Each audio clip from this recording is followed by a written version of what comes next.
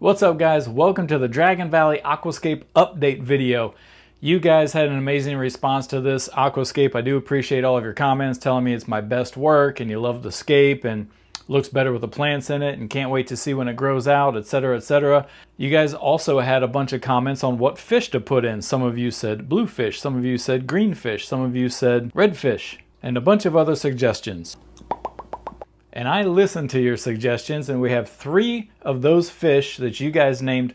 I think that all 3 were named. Yeah, all 3 of those were in the comments, and they were at my local pet store, so I was able to get those 3 fish, and we're going to put those 3 fish in this aquarium here in this video. But before we get to that, let me give you a couple of clips here of how this tank progressed since we set it up and we got water in it. Here's Dragon Valley 2 weeks later. Now, I was going to do a 1-week update, but some of what you're going to see was just starting to grow. And so I decided it probably wasn't worth it to do an update.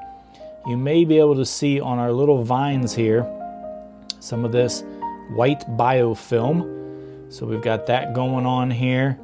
Our Monte Carlo, some areas were starting to melt or brown just a little bit. There's some algae on it. You can see there's some hair algae. Same with the hygrophillia. A little bit of algae trying to grow on it. While we're here though, look at our stems. Our red stem plants have definitely shot up and grown. I guess they really like that aqua soil. Must be the right pH for their roots or something. But they're doing great. The rotala, still down there, a little short. It's growing. You can see here's a shoot coming up, but not as fast as the Ludwigia. Ludwigia is going crazy. Most all of the Bucephalandra ghost is, well, ghosting. It's gone. It's melted. You can see here's a real good example on this one here.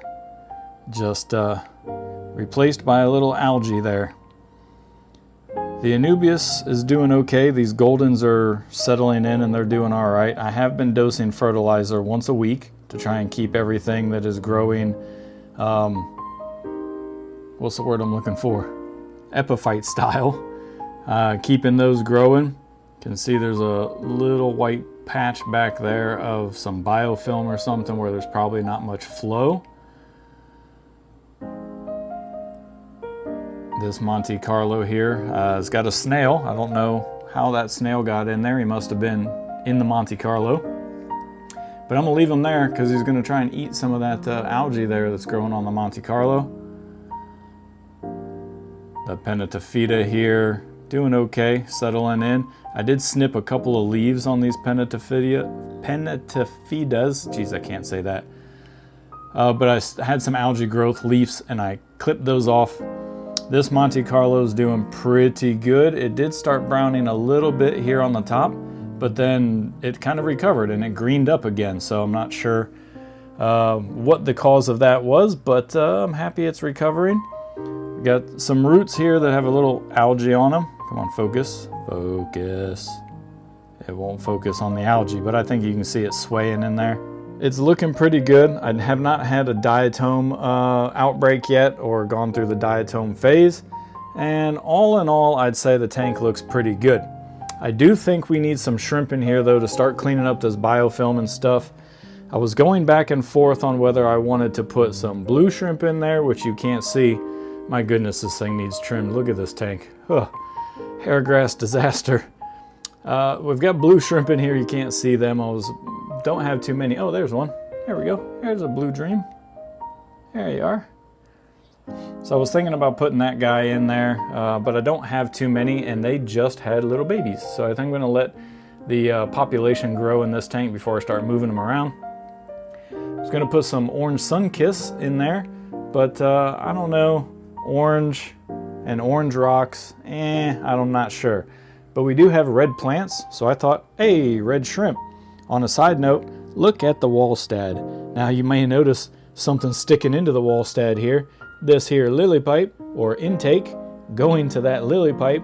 That's right, we filtered the Wallstad. I told you I was going to do it in another video, and we did it back here. I put the extra large True Nano filter on there because I just could not stand the constant fogging and clouding of this tank. It just, I think it was biological, just kept having these biological blooms.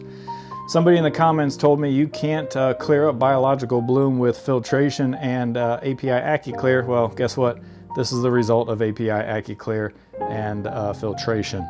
Anyway, that's not what this video is about. This video here is an update on these little guys.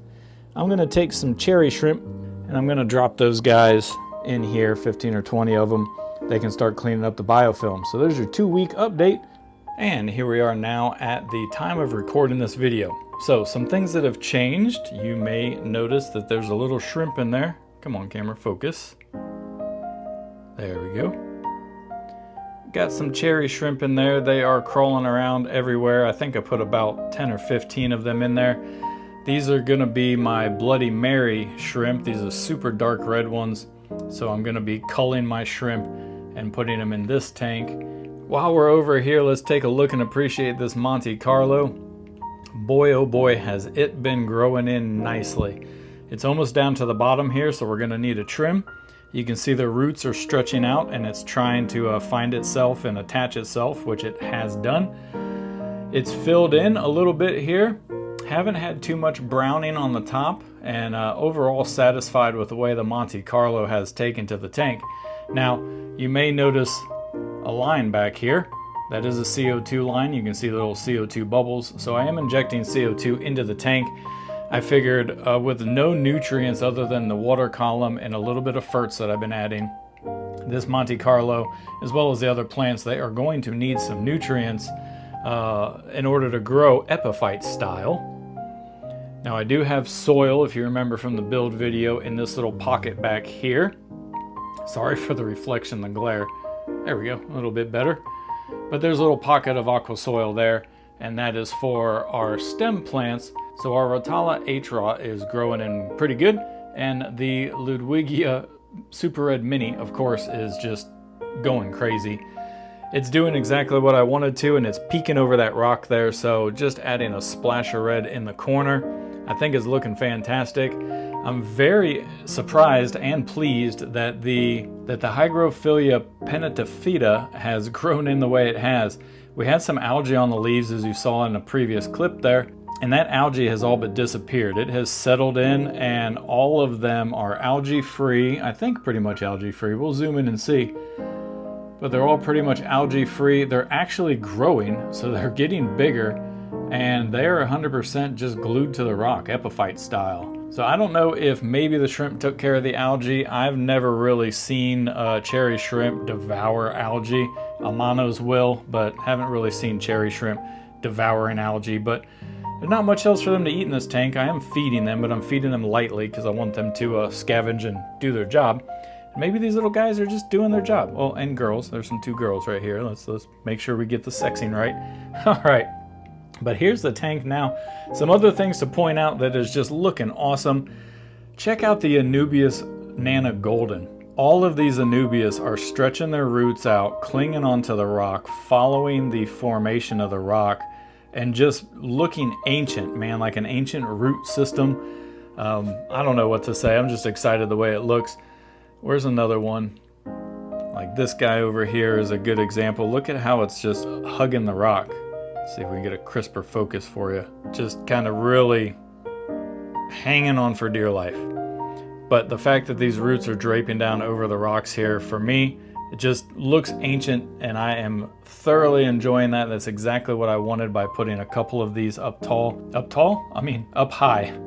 Putting them up higher on the aquascape is to allow those root systems to just drape down. I probably should have done more like that, just stuck a bunch of them along the top edge here and let the roots just dangle all the way down. So this is where we're at now, and I've had no other algae issues other than that little bit of hair algae, but that's it. This tank has settled in just amazing.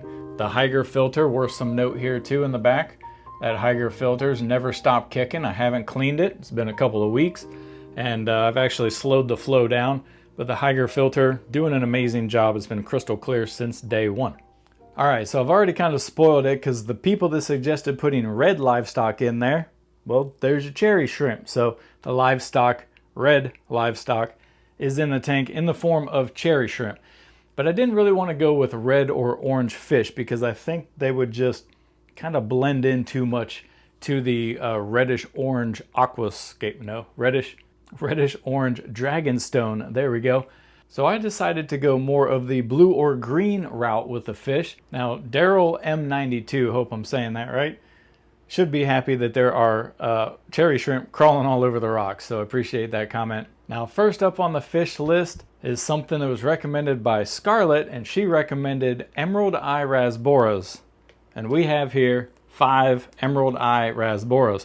Now, these are nano fish, so there's no point on me even trying to zoom in or bring it into the camera for you because you're not going to be able to see it. So you're just going to have to wait until I do the close-up shot dropping them in the tank. Next up, OV Habitats recommended some Ember Tetras, and I was cool with Tetras, but I didn't want super orange Tetras. So how about some gold neon Tetras? These are kind of golden in color, or I don't know, pinky orange, I guess you could say. Flesh tone, we'll go with flesh tone. But they do have kind of a green neon stripe or more of a metallic neon stripe across them, which matches what Lush and Salty Aquariums recommended, getting some sort of metallic fish in there. So we kind of combined both of those comments together and we got us some golden neons. They're pretty cool. You'll see them in the tank there. I think you'll like them. And finally, Ed Pereira, I think I'm saying that right, Ed Pereira said to get some green neons, or green tetras, sorry. Well, couldn't find any green tetras, but how about some green rasboras? Will that work? So there were 2 of these guys left in the shop there, and as I'm looking at them, we got one here is not looking so good. So I'm gonna make this quick and try and plop and drop that guy instead of drip acclimating and see if we can get him to come back around. But they had 2 left in the shop. I was like, okay, I'll take those 2. So that's what we got going in. I'm gonna get most of these drip acclimating. I prefer to drip acclimate. I know everybody plop and drops now, but I like to drip acclimate. This one guy here, I'm gonna throw him in there. He's swimming a little funky. He's okay, but he's at the surface. He's kind of falling over on his side. I don't know if he's gonna make it, but we'll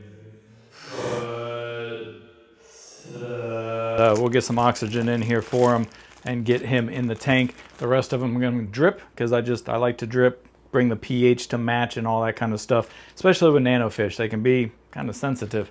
And then we'll do the cool slow-mo footage, you know, putting them in the tank there so you guys can see them a little closer and really see what they look like. All right, let's start with the green rasbora here. I did actually film me plopping him into the tank and did a real quick drip acclimate and tried to get him to make it, but he didn't make it, so I'm not going to show you the footage of me putting him in the tank. It's just sad. We have 1 remaining green rasbora, and he's going to be first in. Maybe he'll think he's king. Come on, buddy. There you go. He almost looks clear right now just because he's a little nervous. There he is, little buddy. I know there's a little current in there, isn't there? You're right in the flow. Now he's starting to get a little bit of green. Hard to see on camera, but looks pretty good in there. He'll definitely look better when he's colored up. Oh, he's playing in the flow now. I guess continuing with the green theme, let's do the Emerald Eye Rasboras next.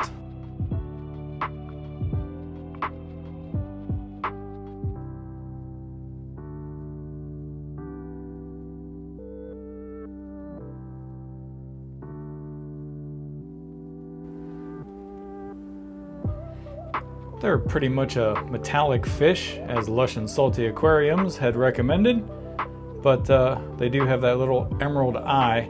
They're going to be pretty skittish, I'm thinking right now. I can barely distinguish them between the green rasbora, but the green rasbora is right there, definitely a little more green. We'll see how these guys get colored back up once they're a little more acclimated.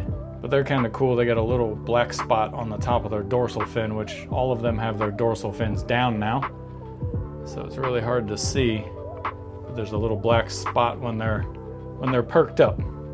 And finally, let's do the gold neons. And the gold neon tetras, I'm pretty excited about. The faint neon bar really reflects. And so we're gonna have reflective side fish, reflective eyeball fish. I think it should be pretty cool.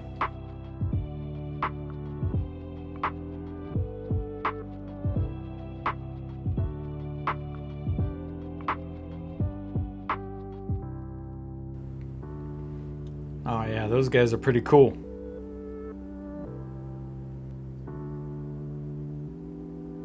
They're staying right together too.